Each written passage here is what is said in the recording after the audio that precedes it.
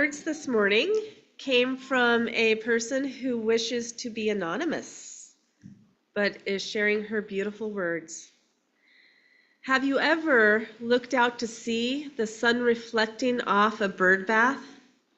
Or maybe you saw that happy robin sitting on your fence looking for a snack. Or perhaps you saw the rose peeking out from the leaves, leaving its velvet softness for each to gently feel as its fragrance wafts upward on the breeze, as you walk quickly to a very important task. But what could cause such a hurried walk? When the beauty of the earth is all around, what could make feet walk so quickly when it is time to lift eyes, giving thanks for all that fills the days we travel? Soon we will learn to see this world with eyes that now have time to see the beauty that fills the world every single day.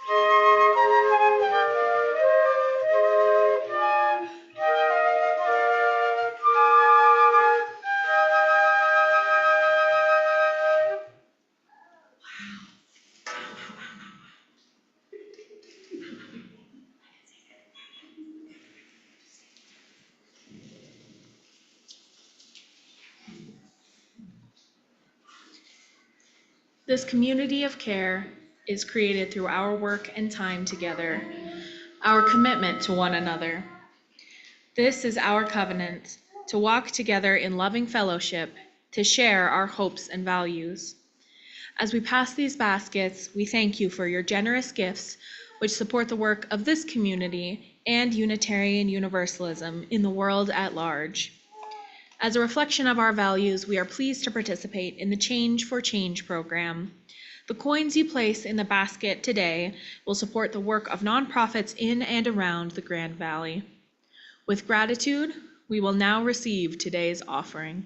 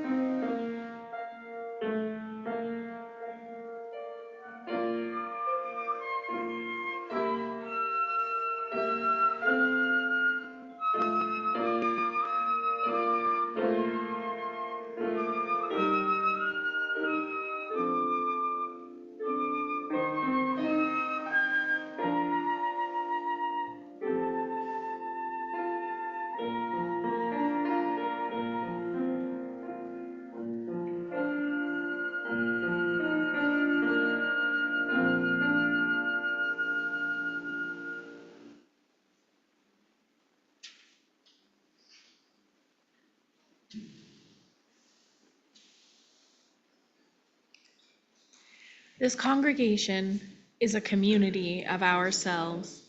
Its energy and resources are our energy and resources. Its wealth is what we share. As we contribute to its life, we affirm our lives within it.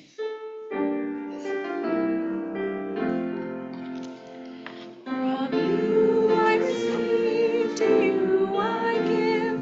Together we share, and from this we live.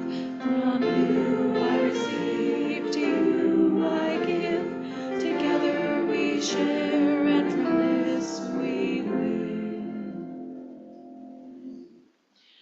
Please rise in body or spirit for hymn number 1008 in your teal hymnal, When Our Heart is in a Holy Place.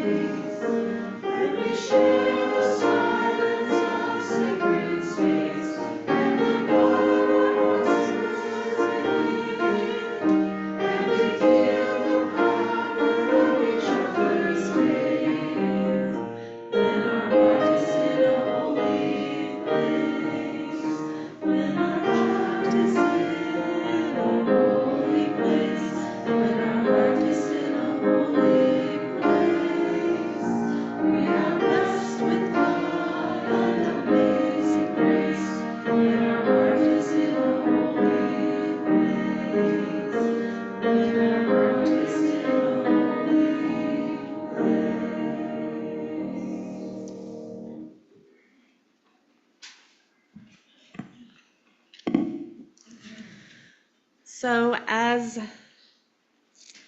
Maya shared with the kids this morning, our theme for the month of May is imagination.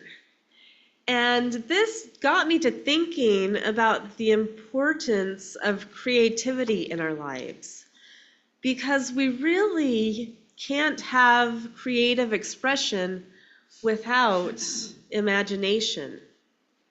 And so I want us just to take a moment and look around this room. Everything you see, everything was once an idea, a concept, something that has come into existence because of somebody's imagination, right?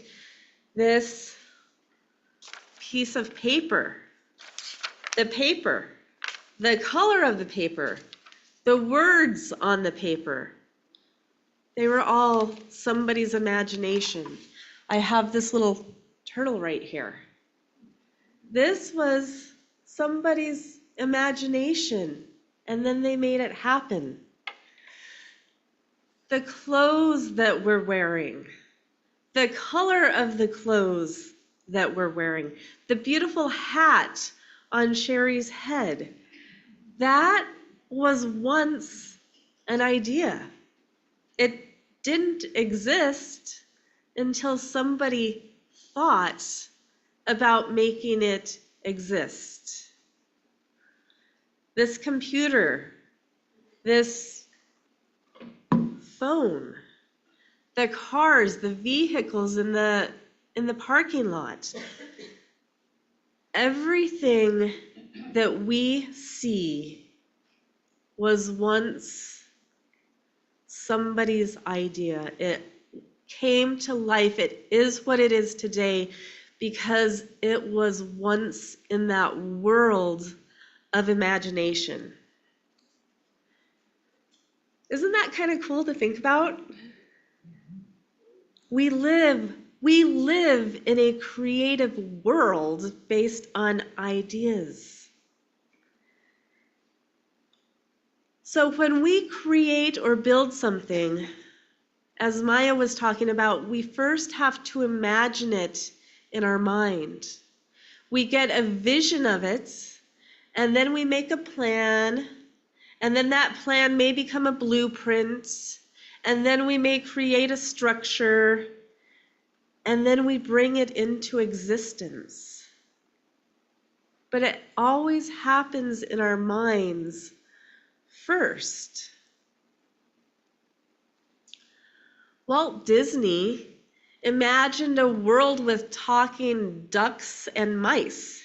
He imagined this magical place for children to enter into in their own imaginary space. And as Phoebe said earlier, her imaginary sisters when she was little were Disney princesses. So his idea, his imagination became an actual lived reality, and it has become a Main Street part of our collective culture. But it was all just an idea first. Steve Jobs imagined a world where you could have a little device that could be a phone or a computer, but this little device, he thought to himself, what if it was a camera? And what if you could listen to music on it? And what if you could play games with it? And what if you could take pictures? And what if you could have a compass on it? What if you could turn it into a flashlight? How many of us 30, 40 years ago could have imagined a device that's a musical player, a camera, a flashlight, a compass, and a phone? And I remember back when these iPads and iPhones were coming, and there was this commercial that was like, there's an app for that. Remember those commercials? Like, imagine you do this. There's an app for that. And I didn't know what an app was. But now we all know what the apps are, and there is indeed an app for that. That was imagination. That we have the technology, we have the world that we have today because of the imagination. So first, he had to believe that something like that could exist. And then they had to figure out how to create it. But in order for those phones to become a reality, they first had to become a possibility, at least in one person's mind. And I'm going to say that again. For anything to become a reality, it first has to be a possibility. And how many times in our own lives have we maybe started to hope or think or come up with this vision or create, and then immediately we shut it down because we say, oh, that can't happen. That'll never happen.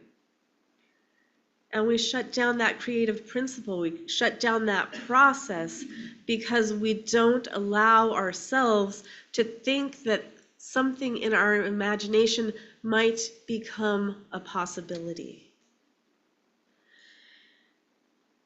The use of imagination is so powerful because it allows us to vision things in our linear, rational minds that they want to shut down.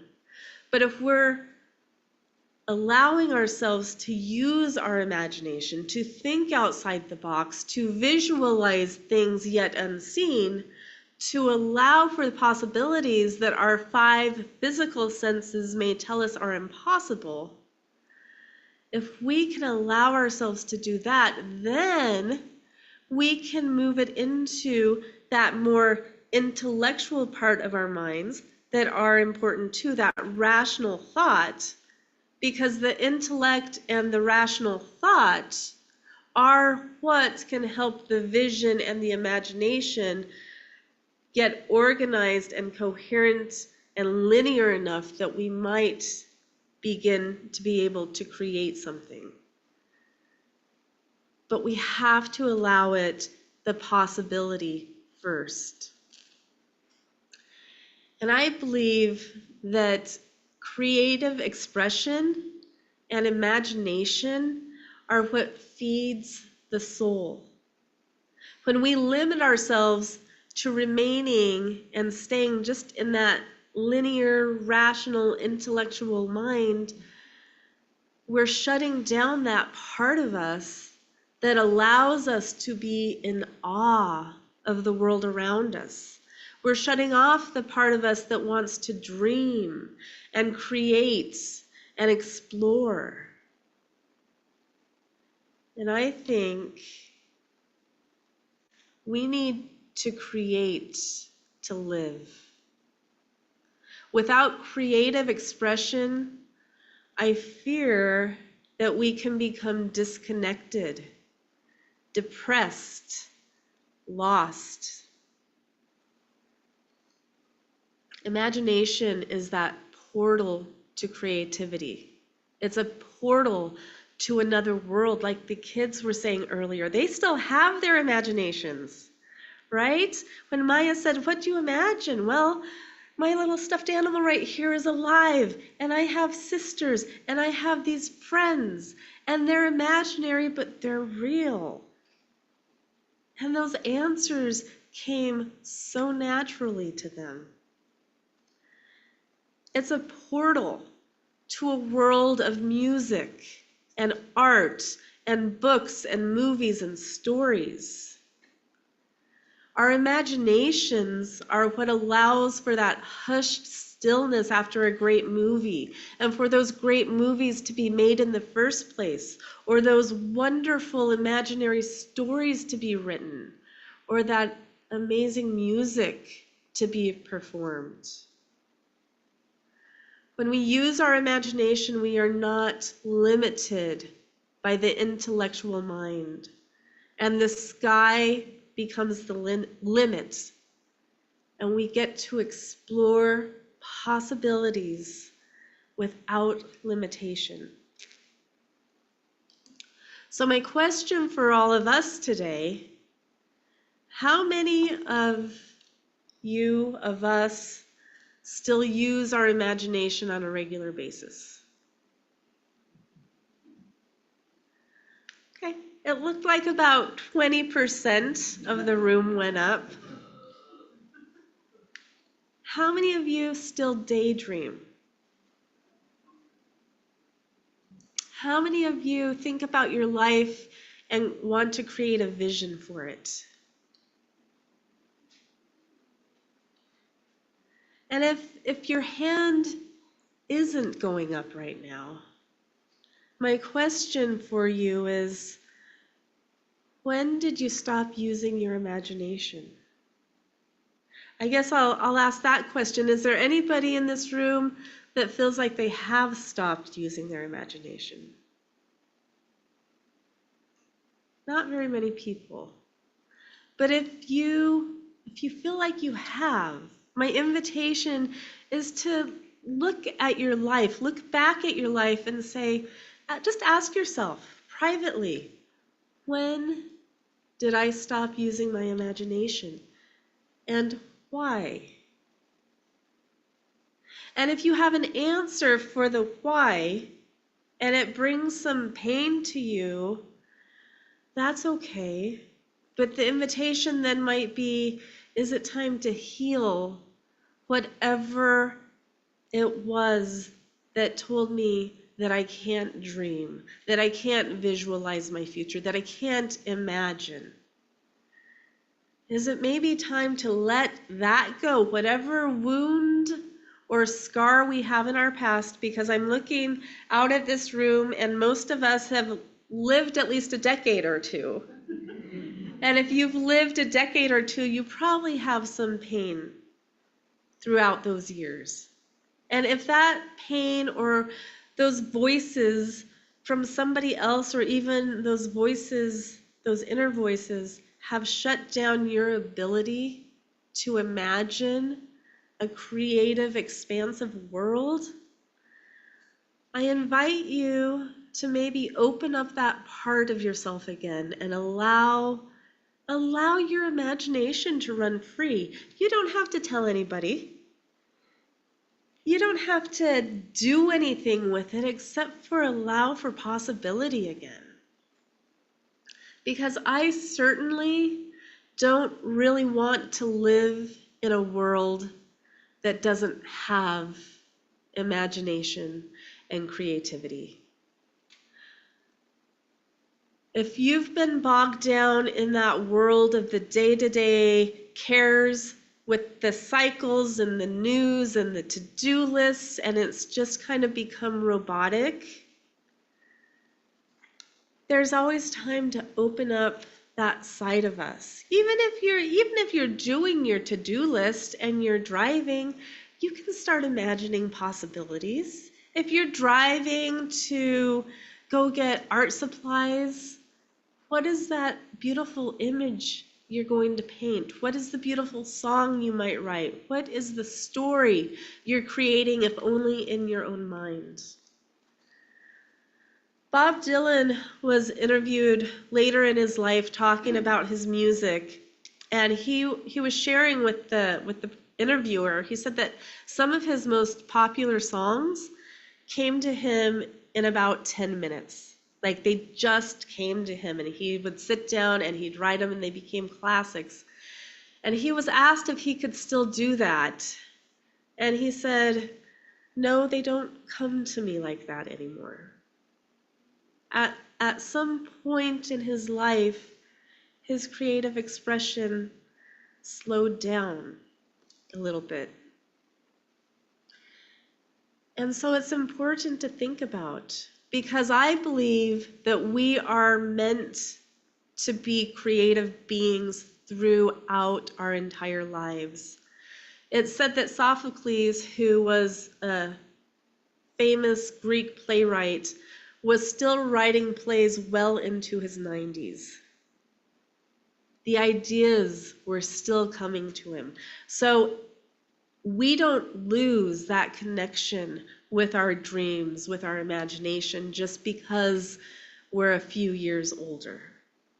And if you've been telling yourself that, I would ask you to imagine a different possibility.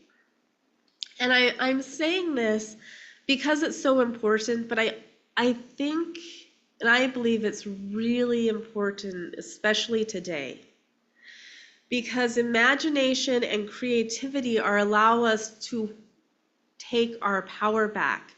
It allows us to get the visualization of what the world that we want to live in might be like.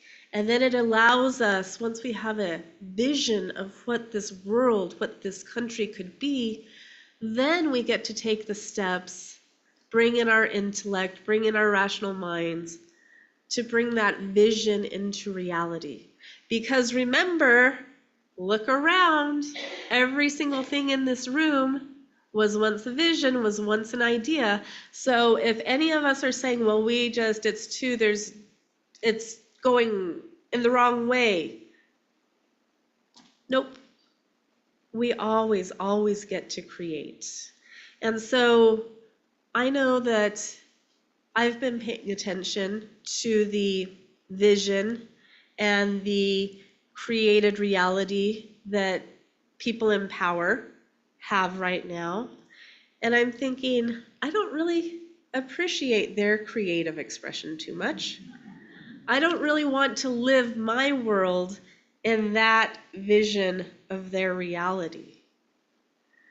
So, what do I get to do? What do we get to do? What is the creative expression that we would like to create in this world, in the year 2025, in this space? And a lot of people are having that same discussion, that question for themselves, for their families, for their group of friends. They're saying, this isn't where I want to go, so I want to create something different because we haven't forgotten how to imagine yet. And one example just this week was a group of women who were not happy with the way that things were going, started texting each other, this group of friends, and said, I don't kind of like this vision of where we're going. And that group of friends then became a group of 40, and now it's become an organization here in the Valley called LACE. It's called Local Action Community Engagement. And that group of women that have now become LACE said, let's get together on a Thursday afternoon at 5 o'clock, and let's walk down Main Street and say that we're creating a new vision. And guess what? We had 1,300 people show up for that march on Thursday because so many people are ready for a different vision. So many people want to use their imagination and say, we are so much better than this. The world is so much more beautiful than what we're seeing right now.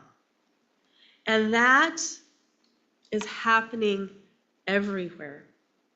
It's happening throughout the country, but it's also happening throughout the world, with people taking a collective look at where we are right now as the state of humanity and saying, okay, we have some things that we maybe need to clear out, clean up, start over again. But we're going to imagine and continue to imagine what a united world looks like, what a caring world looks like, what a compassionate world looks like. We're going to come together, we're going to make it happen because we can imagine what that's like, and we are not going to shut down the possibility of a loving, caring, compassionate world because we get to create and imagine whatever world we want. Right? How fun is that? So here's what we get to do. We get to imagine, what does it mean to organize? What does it mean to socialize? Let's imagine laughing and singing and writing and playing and painting and drawing and gardening and building and caring and showing up and speaking up. It means all of the above. And it means doing it with intention. It means doing it with an eye towards creative expression and understanding the power of that creative expression. There is power in that, and we are more powerful than we can even imagine. And so I'm going to end today with a very classic quote from Marianne Williamson. I'm sure most of you have heard this, and I'm sure some of you probably haven't memorized. But this quote was actually made even more famous when Nelson Mandela quoted her years ago. And she wrote, "Our deepest fear is not that we are inadequate. Our deepest fear is that we are powerful beyond measure. It is our light, not our darkness, that frightens us. We ask ourselves, who am I to be brilliant, gorgeous, talented, fabulous? Actually, who are you not to be? You are a child of God. Your playing small does not serve the world. There is nothing enlightened about shrinking so that other people won't feel insecure around you. I'm going to repeat that. Your playing small does not serve the world. There is nothing enlightened about shrinking so that other people won't feel insecure around you. We are all meant to shine as children do. We were born to make manifest the glory of God that is within us. It is not just in some of us, it's in everyone. And as we let our own light shine, we unconsciously give other people permission to do the same. As we are liberated from our own fear, our presence automatically liberates others. So, let's go be liberators. And why don't we sing together number 1024, When the Spirit Says Do.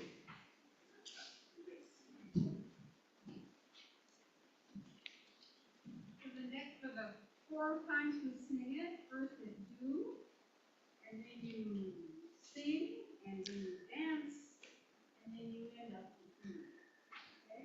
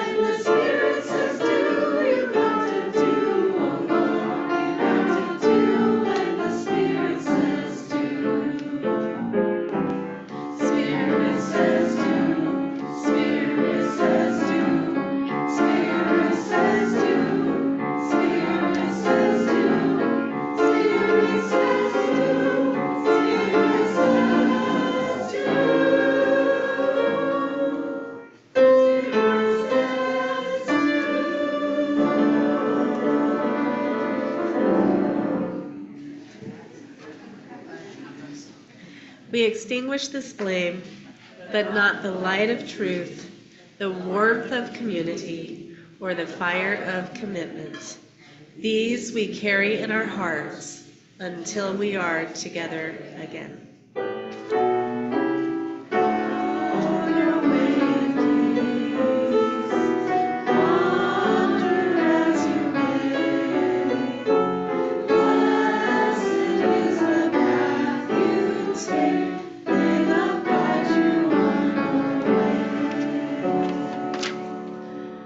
Go now in peace. Amen.